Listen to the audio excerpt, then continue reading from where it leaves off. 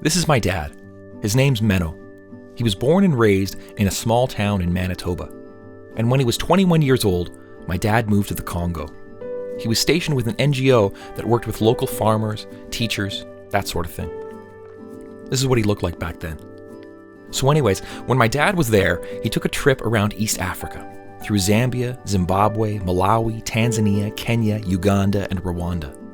Now this trip was pretty significant for my dad. It was the first time he had ever been away from home. It completely opened up his worldview, and it brought him in contact with cultures and perspectives that were completely different than his own. Basically, it started to reshape his identity. A couple years later, my dad returned to the Congo with my mom, and my older brother was born there. A few years after that, our whole family moved to Zambia. That's me. Later on, we moved to Sudan, and once the kids moved out, my parents lived in Kenya for a few years. So basically, the African continent has dominated my dad's life for the past 40 years. And it all comes back to that first trip he took when he was 21 years old. So here's what I want to do. I want to go on a journey with my dad, retracing the steps of that first trip. We're going to go through Zambia, Zimbabwe, Malawi, Tanzania, Kenya, Uganda, and Rwanda. My dad has over 40 years of experience on the African continent, as a single man, as a husband, and as a father. And I want to learn what those experiences have meant to him, and how this continent has affected him throughout the years. This is Memoirs of My Father's Africa.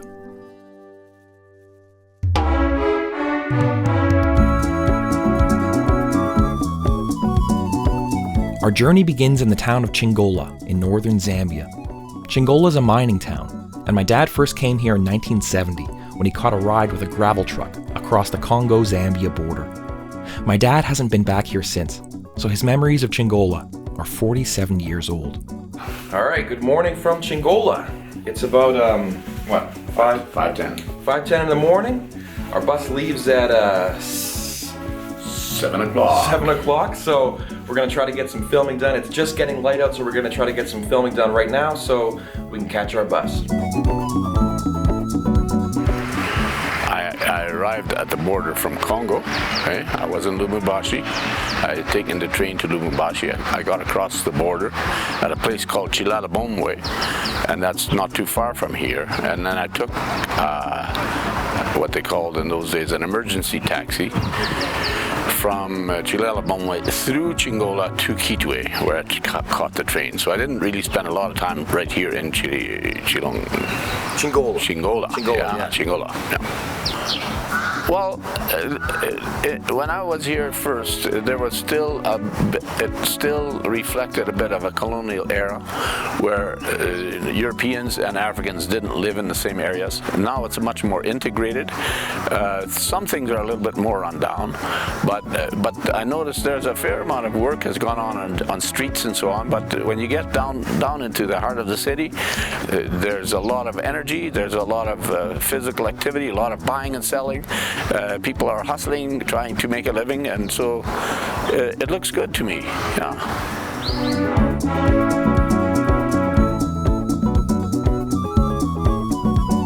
From Chingola, we hop on a bus and make our way south to Lusaka. This takes us through the Copperbelt region of northern Zambia, and we really get a sense of the role that mining plays in this country's economy. All right, we got ourselves a box of Eat Some More biscuits. So we're gonna do a little taste test. Bakers, Eat Some More biscuits. You wanna grab two of those? Cheers. Cheers. Clink. Nice. Now, is that like shortbread or something? Or? Yeah. It seems like it's a decent breakfast supplement. This will be a breakfast, coffee break, animal lunch today. What would you give that out of 10? 8 3/4. 8 3/4. That's a high score. Wow, you really like these. I'm hungry. I'd probably give it a 7. maybe a 7. Yeah, maybe a 7 out of 10. Yeah, but they're definitely good. If you're on a trip or you're on a bus ride through Zambia, I'd probably recommend Eat some more biscuits. Eat Some More biscuits.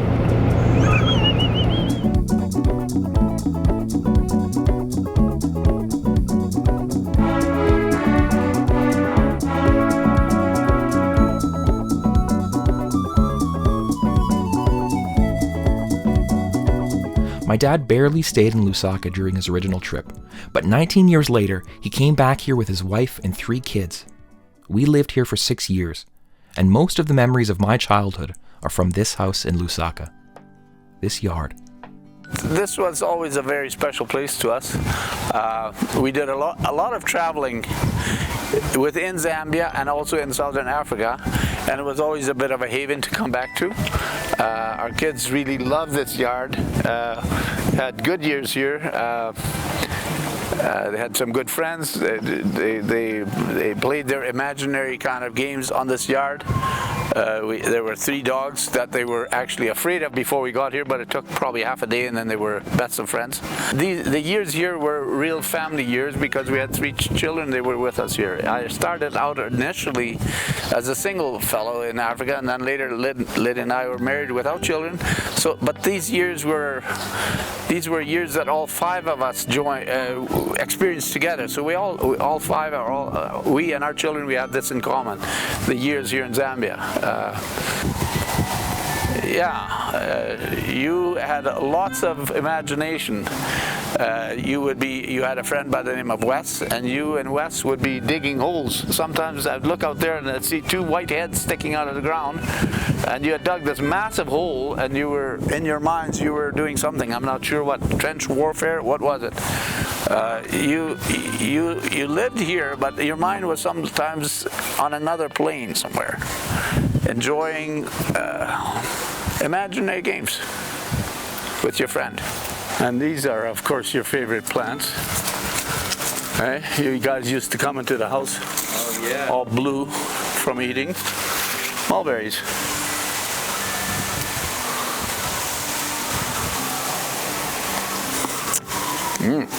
Sweet. Have a mulberry, Paul.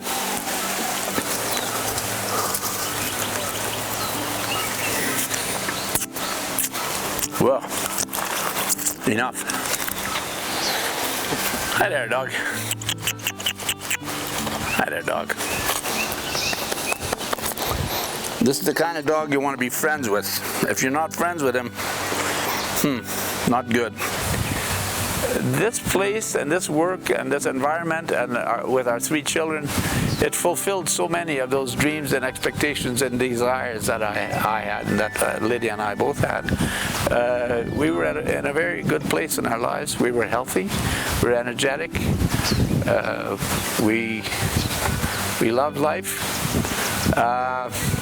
We had been through some real challenges. We had worked at farming, but it was difficult, and so this was when this particular assignment came available, it was like a dream come true.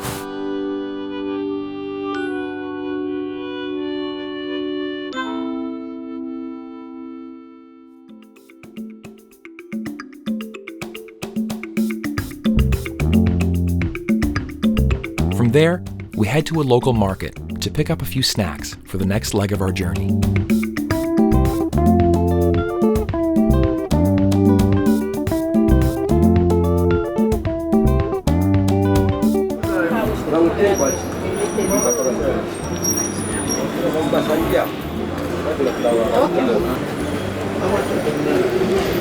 No, that's so much. Too much.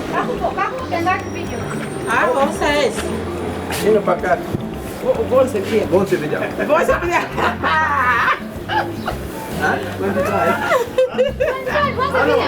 Jangan si Lenggala, wayibi Lenggala. Nyanja. Nyanja basi. Na Bemba. Na Bemba. Mshani mkwani. Wino mlishani. Watoto la mkwani. All right, we got a couple products. What did we get at the market here? Oh, we got bananas. We got way more than we need, but hey, we had fun. Bananas, oranges, and apple mochi. And how many languages did you speak back there? Just a couple.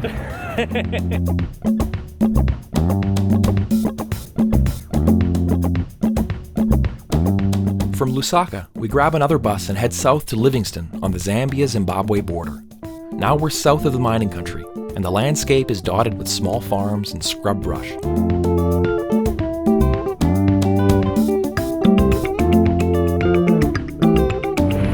All right, we got ourselves a nice Zambian banana. I'm gonna give it a little taste. moist. You want to open that up?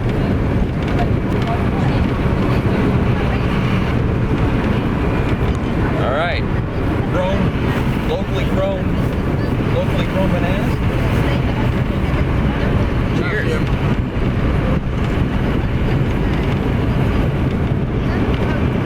Yeah, good. That's for the banana. Yeah. Banana back to farm. Yeah. So, Yeah? okay. It's moist, sweet. And it's ever so refreshing. Yeah.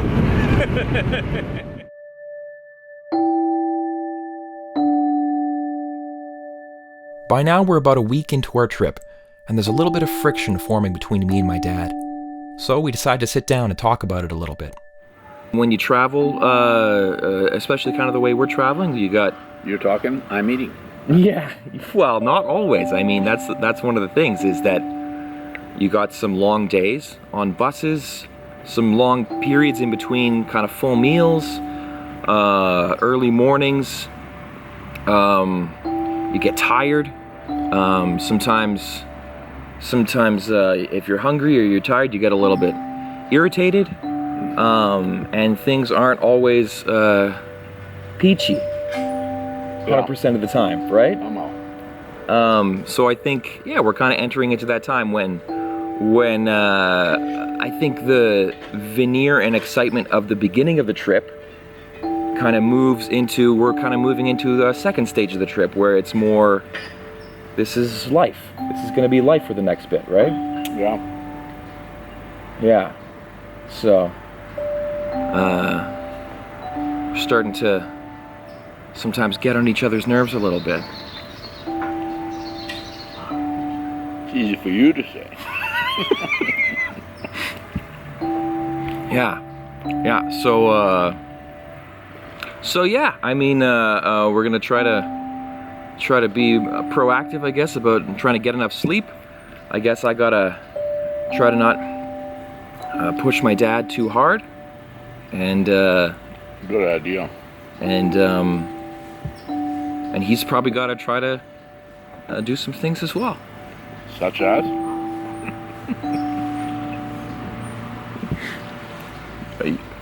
Figure it out. I don't know. But no, I mean, all that is to say is that we want to try to figure out how can we continue this trip and get through it, and be able to enjoy the times we're enjoying, and have disagreements as well. Yeah.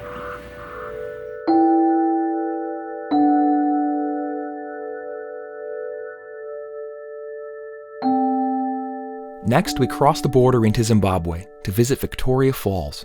My dad came here on his original trip in 1970, and he says that crossing the border into Zimbabwe at that time was like stepping into another world.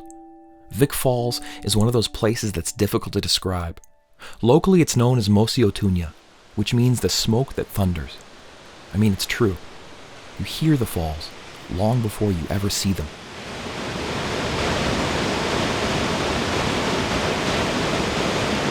Well, I came by train to Livingston, and from there I caught some kind of public transport to here, and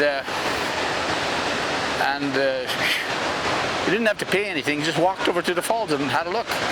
And then I came across the bridge, walking across, baboons walking beside me, and then I had a look at these falls, and it was really quite incredible. There were no tourists.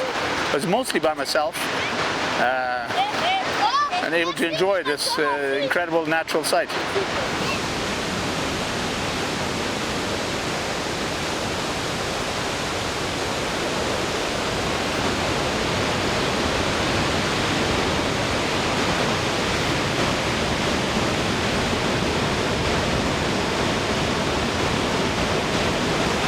What's it like being back here now? Oh, it's very nice. I didn't know if we'd come back again. It's been nice every time I've come. It hasn't changed, in some ways it hasn't changed much. They haven't built it up too much, and that's nice. Like the natural look of the falls. Politics, economics, all that changes. Sometimes countries are on the up, sometimes on the down, but this is pretty constant here. Life goes on, water keeps flowing, heading to the Indian Ocean.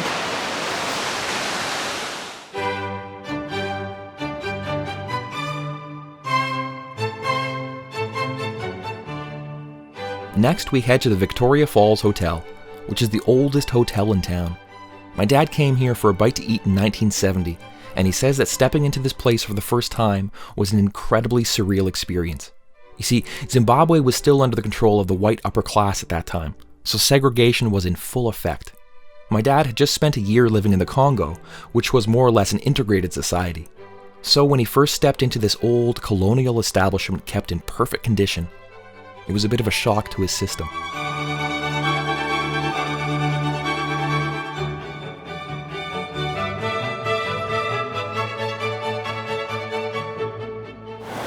Do you remember the first time that you came here? First time I came here was in 1970. I had come from Congo, across Zambia, and then across the bridge, and then I caught a ride to town, and somehow the guy probably suggested, oh, there's a nice meal to be had in here. When I came here for lunch, it was a very different environment than I was used to in Congo. Yeah. Congo was a very integrated society. Here, it was not that way. The dining room I walked into had these massive, high, white pillars. All the serving staff were indigenous people. Yeah. All the people eating were having to be Caucasian. I wasn't used to that kind of environment. It was a very, they didn't call it apartheid here, but it was, I'd say, British style apartheid. Sure. Yeah. Initially, first time here, I really liked what I saw after having seen the plight of so many poor people in Congo. Yeah. I didn't like what I saw in terms of who owns all the wealth, but that in fact people were basically getting an education. Yeah. People had good health care. Yeah. There was food available, and there were jobs available. The countries, the industry was working. Certainly there were some issues that needed to be worked with regards to ownership. Yeah. That happened to some extent when Mugabe, when independence came, worked well for some years, maybe 20 years, and then things have kind of imploded from there. And so it's a bit sad to see what has happened to the country since then. Yeah. Not in this particular yard. Everything here looks hunky-dory. Yeah.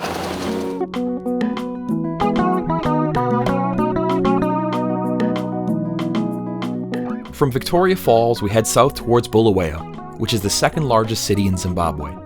The landscape along the way is more or less like southern Zambia. Small farms, scrub brush. We take a little pit stop in the middle of nowhere and grab some snacks.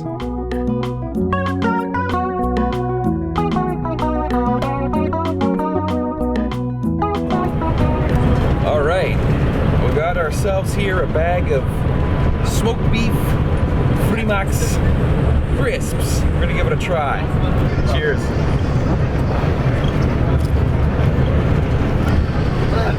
How do you like that?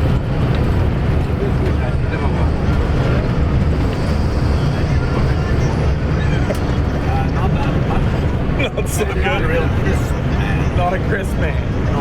What would you give that 1 out of 10? Maybe 4. 4 out of 10. If anything, 3.5. I'd say, I mean, it basically tastes like, these basically kind of taste like barbecue chips. I don't know, so if you like barbecue chips, I'd say go for them. Yeah, maybe for me it's like a 7 out of 10. I like a good crisp, a good chip. Thank you. So, Freemax smoky beef crisps.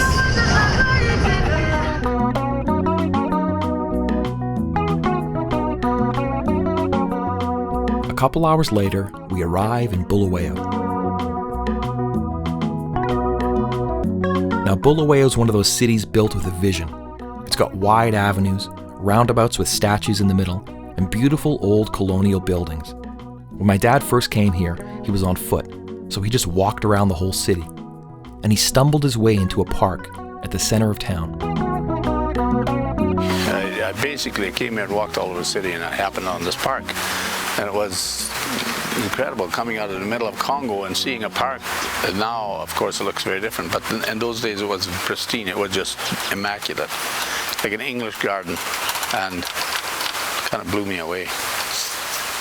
Didn't know that such a thing could exist in the middle of Africa somewhere.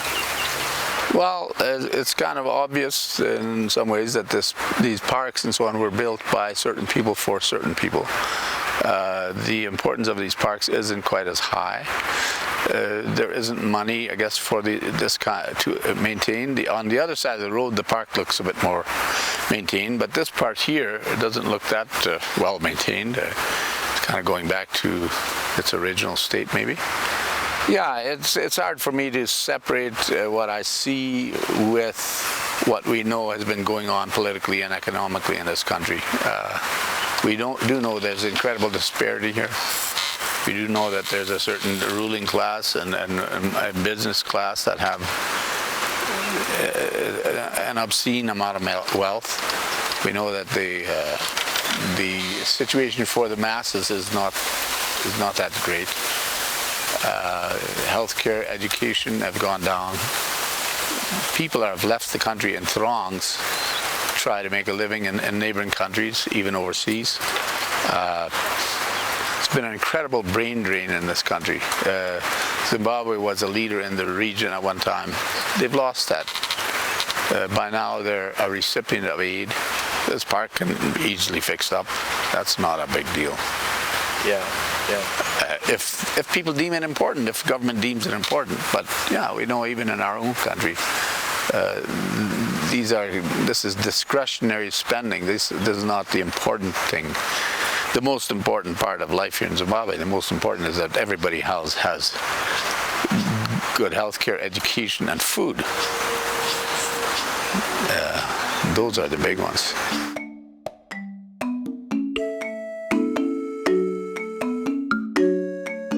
All right, we had a good morning of filming. I think it's time for a coffee break. Good.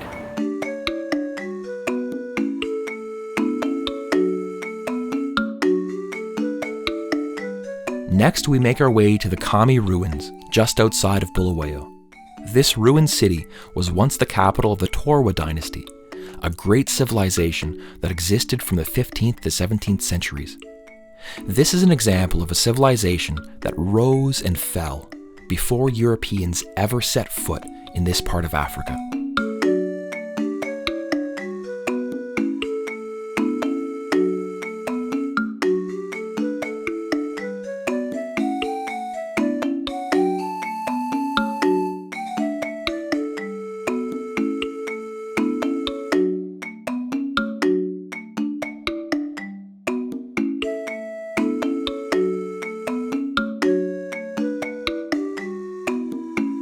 From the ruins, we head back into Bulawayo, and on the way we ask our taxi driver a couple questions about life in Zimbabwe. So is life better now than 20 years ago, or is it more difficult?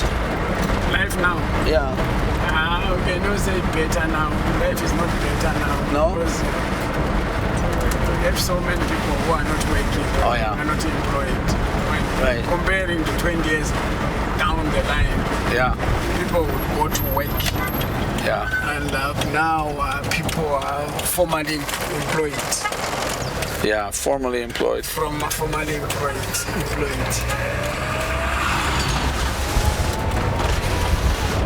What about the taxi business? You have lots of people. You have many customers. I cannot say we have so many customers. We don't have so many customers just because people are not working. Yeah. So it's hard to find so many customers. Yeah. You will find a customer here and there. Yeah. Unless you have your original customers. Your own clients. Clients. People are not working, so Yeah. we have less customers. The next leg of our journey takes us east by air from Bulawayo in Zimbabwe to Mount Mulanje in Malawi. In 1970, my dad was in Malawi just looking for something to do. Someone told him there was a mountain, so we decided to climb it.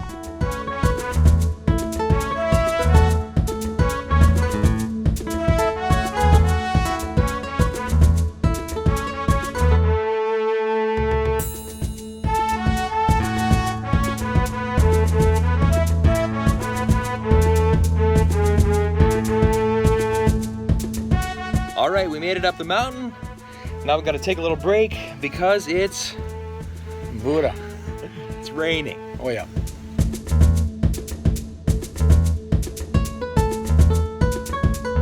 Mountains kind of attract you a little bit. What's about? Yeah, I don't know. I always like to climb mountains to get up and have a nice view over You might take a step just there. over the area. You're always trying to lead me to the edge here. Well, there's a peak behind you. I get in. Precipice, yeah, and it's too bad we lost him, but boy, we sure got the peak. Yeah. So you're about to fall over. Well, my knees are tired, and so I don't want to be right at the edge. Sorry, you were saying mountains kind of attract you. Yeah. What's it like to climb this mountain now, all these years later? What's it like to be here now? It's great to share this with you. Great to be back here again. Yeah, the situation is all kind of different, you know. At that time I was all by myself. And roughing it quite a bit more than now. But to get up here, there's only one way, and you expend the same, a certain amount of energy. Yeah. I'm glad that at now almost 3 times the age of when I came up here first, I'm still able to do it. Knees are reminding me a bit of their tiredness, but yeah, it feels good. When you're in a mountain like this with the clouds going between the valleys, between the peaks, it's very serene. And just on the other side of that, now it's covered, but on the other side of that peak out there, we saw from a distance, there's a beautiful waterfall coming right down the side of that mountain. It's breathtaking beauty, that's what there is. And it's not like crawling with tourists, just very few people have seen this.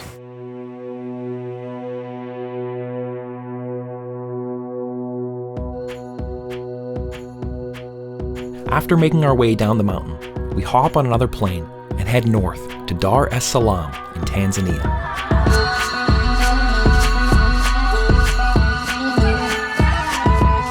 Dar is a city on the Indian Ocean, so its history and culture has really been influenced by Middle Eastern and Indian merchants throughout the years. This is my first trip to Dar es Salaam, but my dad has been here a bunch of times. And when he first came here in 1970, it was really his first introduction to Arab and Swahili culture. Good morning from Dar es Salaam. How'd you sleep last night? Pretty good. Good. So today we're gonna go check out the city, right? Yeah, check out the city and see the Indian Ocean. All right, let's do it.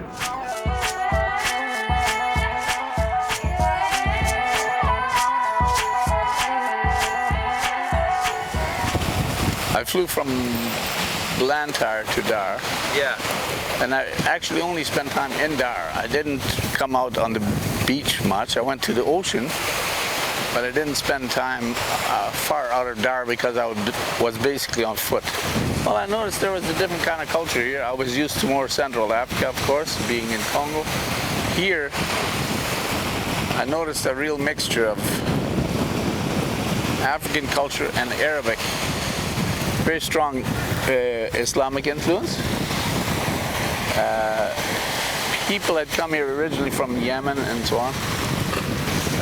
And it was very noticeable that there was a different Swahili language is a mixture of Bantu languages and Arabic. Yeah. Food was different. Yeah, it was a new experience, a new culture that I was facing and seeing here.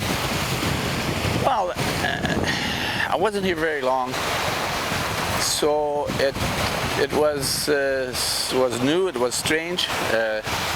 It would have taken me a bit longer to understand this culture than for that little bit of time I was here. I was just maybe a night or two, and then I headed inland. Yeah, I've been to Dar quite a few times after. When I worked with a different NGO, we had a partner in Dodoma, which is 6 hours into the country. You could pull your hat a little bit up. I can hardly see, Paul, because that sun is so bright. If you would be more there, that would help me, but you can't. Yeah, so I came to Dar, often transiting through Dar, not spending a lot of time here. Yeah, it's nice to revisit places you've been to before. It's nice to see the ocean. Nice to be near the Indian Ocean, yeah.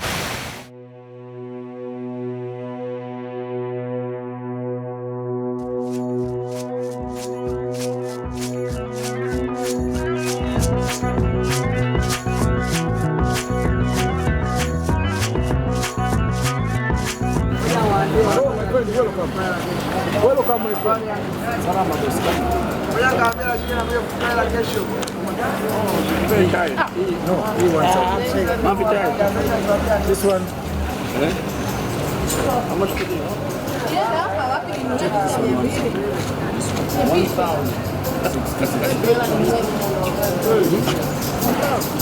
6 pieces. It's 500. It's good. No, this one. 1,000. It's very much. No. It's a resumed price.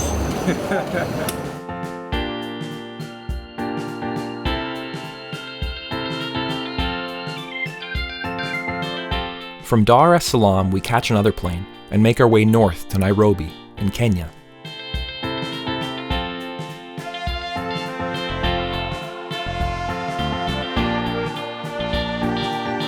Good morning from Nairobi. Okay, had another bit of a rest. Good rest.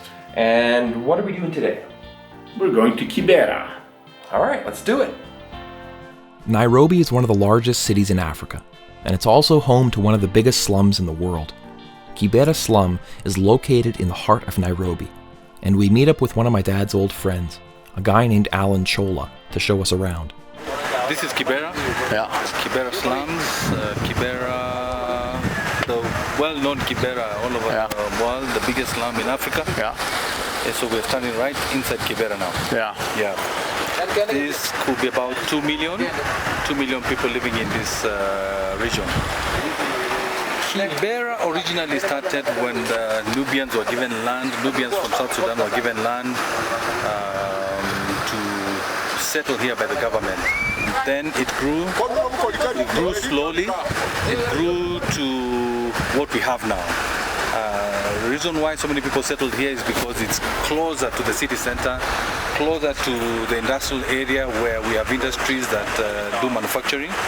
And so it's really like a walking distance from here to some of those areas. We have a good population from outside Nairobi. Oh yeah. You know, majority of them are from countryside. Western Kenya, some from central, and a few from other sections. But majority of the dwellers here are from Western Kenya. Yes. Oh yeah. There's cheap housing available here. And majority of the people who come here are really looking for cheap places to stay in. Now, because it has grown to that level, the population is almost half of the population in Nairobi. The population here, and so because of that, you know, you have a lot of people concentrated in one area who need food, who need shelter, who need just basic amenities, you know, and they can't afford them. You know, even that shelter that we are calling cheap, some of them can't even pay that rent. It's just a number of people living in one concentrated area, and they're so poor they need help. Are there any big stores here, or is it mostly just street vendors, small shops? They're just street vendors and shops, small shops. You can't afford to keep a big shop here. But in a way, they're making a living. They're earning a living. And in fact, you'll be surprised that most of them, you know, they work in groups where they kind of have. They save together and grow each other, giving each other loans. I suppose there's, I don't know, it seems like there would be very little tax going out of here to government.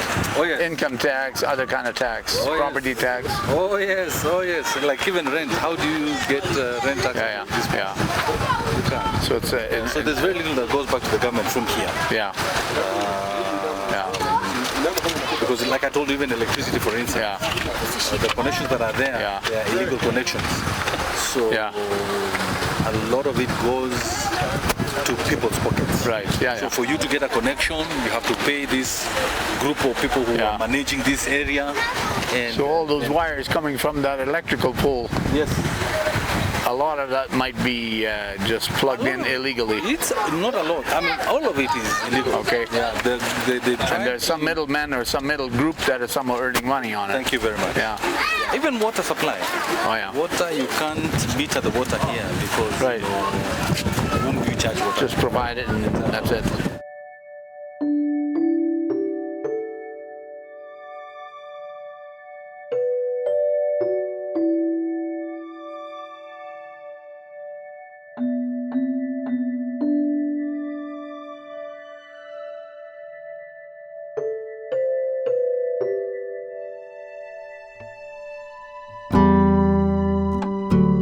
By now, we're about 2/3 of the way through our trip, and we've traveled to a number of places that my dad visited by himself throughout the years.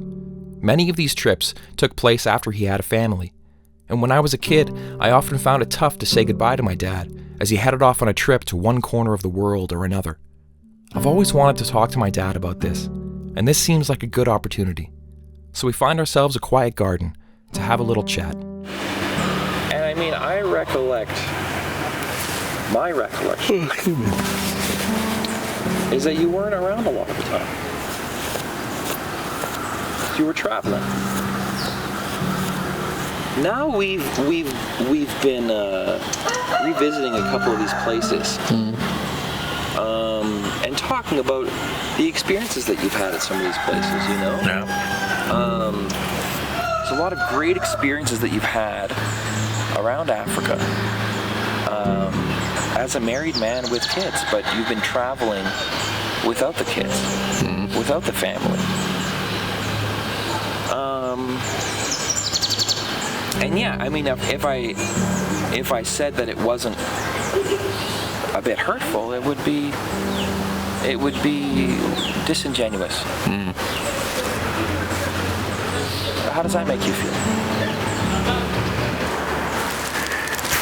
If you are hurt by me talking about things that I did as a father without the children there, or as a single person before I had any children, that is a bit, I guess, that's your problem, not mine. No, I'm just kidding a bit, but that is, what can I do about that? Those are all my experiences. I've said many times how both the life in Zambia and life in Sudan was so wholesome and so, I don't like to use warm and fuzzy, but it was so complete that we could do those all together. Yeah. That's what you should listen to. That's what you should make a note of. Okay. And not be looking for necessarily, here he's mentioning again something he did without us there. You know, it's just. But we're going to those places. It's part of why we're doing this trip. Going to which places? We're traveling to the places that you were at without us. Right, but then if you'll be hurt by that, I don't know what to do with that. It's okay to be hurt, I think. It's okay to. I'm trying to learn about you. Yeah. And I'll have my own. Yeah, but I don't think you should be hurt by me relating. My own emotional journey. Okay. As I go on this, I want to share that with you as well. Yeah. I guess I wonder, did you ever consider doing other work that wouldn't have involved so much travel? Well, we had always dreamt of doing farming, okay? And so we did farm for 3 years in Swan River, but it became financially very difficult. And we could see that this would be a very, very long, hard stretch to make this farm financially viable. Yeah. It was going to require incredible hard work, not only on the farm, but off the farm, for me to somehow earn our living off the farm, probably in construction, so that we can enjoy the life of being on the farm. And of course, one doesn't necessarily look at unlimited options. Kind of the options that we looked at was, well, doing construction work, doing farming, doing relief and development work.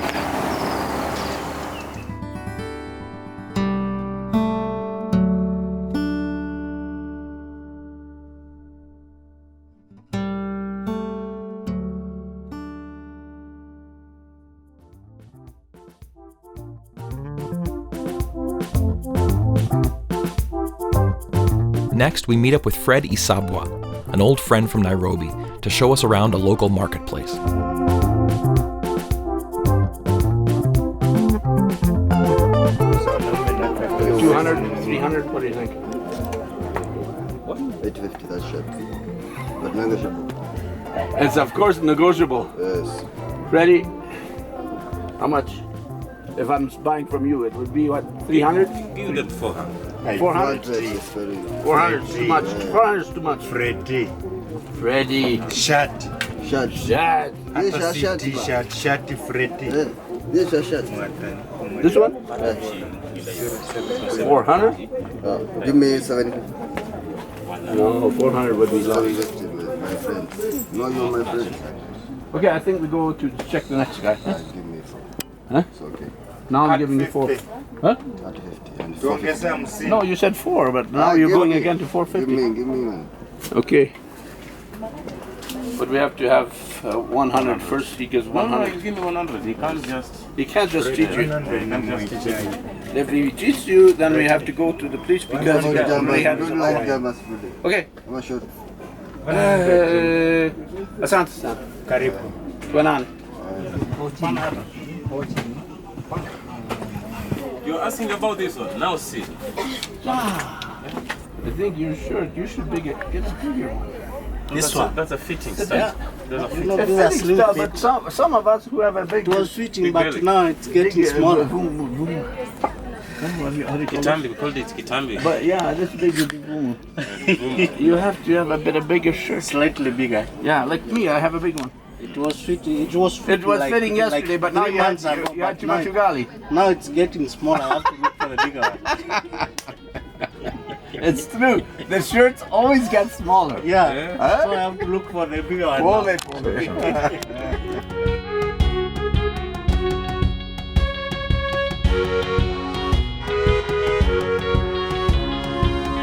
For the last leg of our journey, we head west from Nairobi towards our final destination of Gisenyi in Rwanda. Alright, we just picked up a little bit of roadside food, got some samosas. These are supposed to be some of the best samosas. Should we give them a try? Oh, not even a cheers. Just digging right in.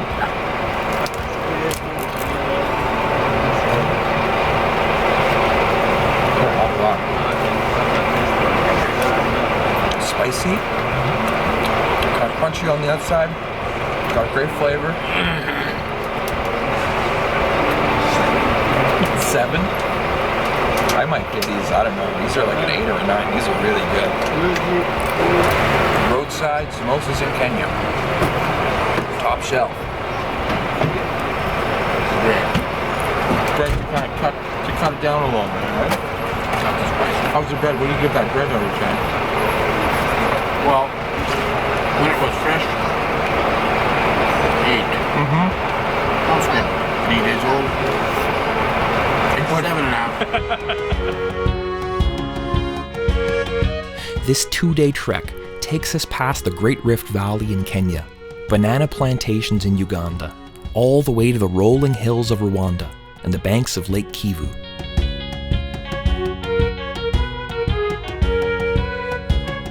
Gisenyi sits on the Rwanda-Congo border, yet in some ways it seems a world apart from the conflict happening in the DRC. This is our last stop before heading home, so I sit down with my dad again and take a moment to look back on how far we've come. So we went up to Chingola, right? We went down through Lusaka, through Livingston, Vic Falls, Bulawayo, Harare, Blantyre, Mount Mulanje, Tanzania, Dar, Nairobi. How are you feeling? Tired, but Yeah, I wasn't sure how this was going to work.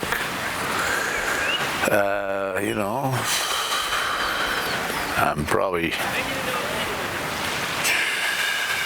3 times older than I was when I did this first time. Yeah.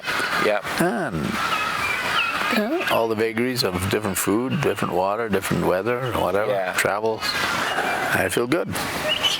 It's a lot of places that we went through. Yeah. And it's a long journey. Yeah, and we didn't kind of jet through these places. I mean, we took the plane a few times, but we took bus many more times than we flew. Yeah. Sitting and waiting in bus depots and black holes. So, in your original trip, you started in the Congo, then you went through Zambia, Zimbabwe, Malawi, Tanzania, Kenya, Uganda, back to the Congo. No. But in our trip, we started in Zambia, and now we're ending in Rwanda. We're not going into the Congo. We didn't leave Congo, we did get back into Congo, that's right. And right now we're sitting on the banks of Lake Kivu. Yeah. And the Congo is behind us here. Yeah. We're not going there. Right. Why not? Insecurity, difficulties of traveling in the Congo, added costs. The place where I lived at in Congo was in Kasai. Kasai is right now experiencing incredible fighting. Some 3 million people are displaced and hungry, needing food. It's a war zone, so it doesn't seem like a place for us to be going at this time.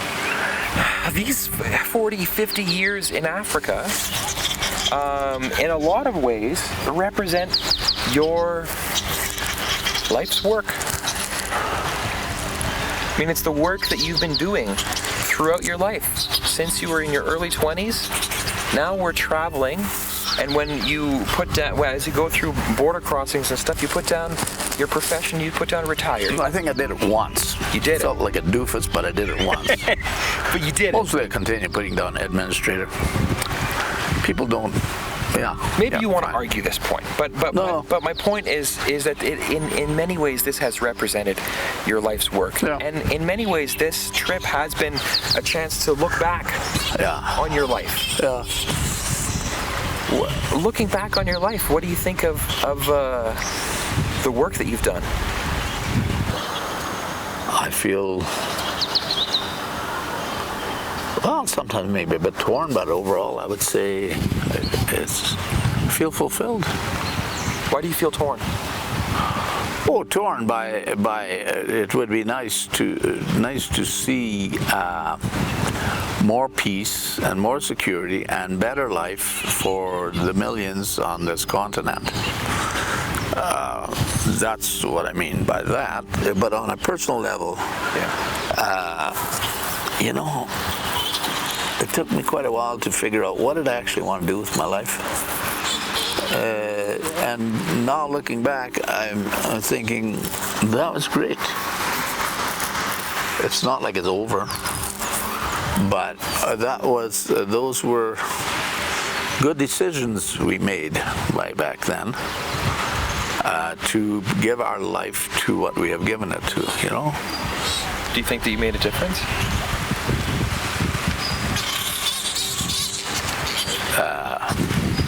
I think so, but it's minuscule. It's not a life, it's not a country-changing difference. I think, again, I don't think it's a matter of trying to philosophize and hide behind philosophical arguments, but I think the biggest difference is this is what I believe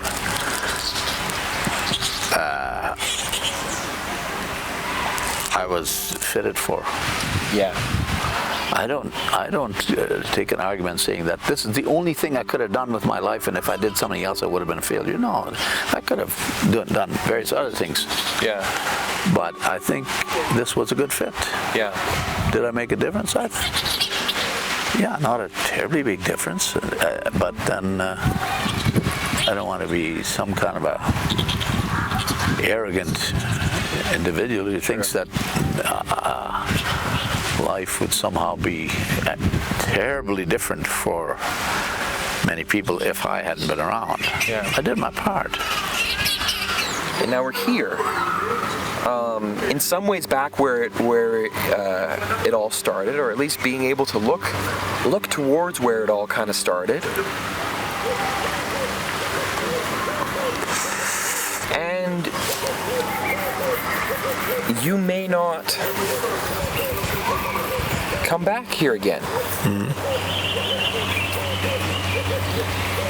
How do you feel about that? I don't dwell on it that much. There's a lot of places I've been in the world. Some I'll go back to, some I won't. I'm rather thinking a little bit more along another line, and that is, what places do I really want to visit yet? You know? I don't want to spend the next however many years backing through life, looking back. I want to look forward. So yeah, that I may not come back here again. That don't want to see it carelessly, but I don't care. No, I don't. I do care, but it's not a driving force in my life. Sitting there with my dad on the banks of Lake Kivu, looking towards the Congo, I thought of his life in Africa. The work that he's done, the life that he's lived as a father, a husband, and as a single man. I thought of that small town boy who made a big trip that altered the course of the rest of his life. My dad's not perfect. He's got flaws. He can be selfish. But making this trip with him, I feel like I really got to know him. I got to see a part of him I've never seen before. You know, I never really got an answer as to why he made that trip in the first place. But I did get a feeling of curiosity. My dad's curious, for better or worse. It leads him to strange and interesting places. His curiosity takes him away from his family. But you know what? It also takes his family with him to see a world that they would have never otherwise known had existed. And I can't really blame him for that. You know, this has been, for me, an idea that I've, in the back of my mind, thought about for years. This has been a really special trip for me. To be able to go where no man has gone before. To be able to retrace that journey that you went on, more or less. Yeah. And visit places that you've lived and you've traveled and we've lived. Yeah. Yeah, I feel like I've gotten to know you and see a different side of you that I've always kind of been curious about. Yeah. And yeah, it's been special. For me too. Love you, Dad. Love you too, son. Roll credits. Are you done? Yeah, I can cut.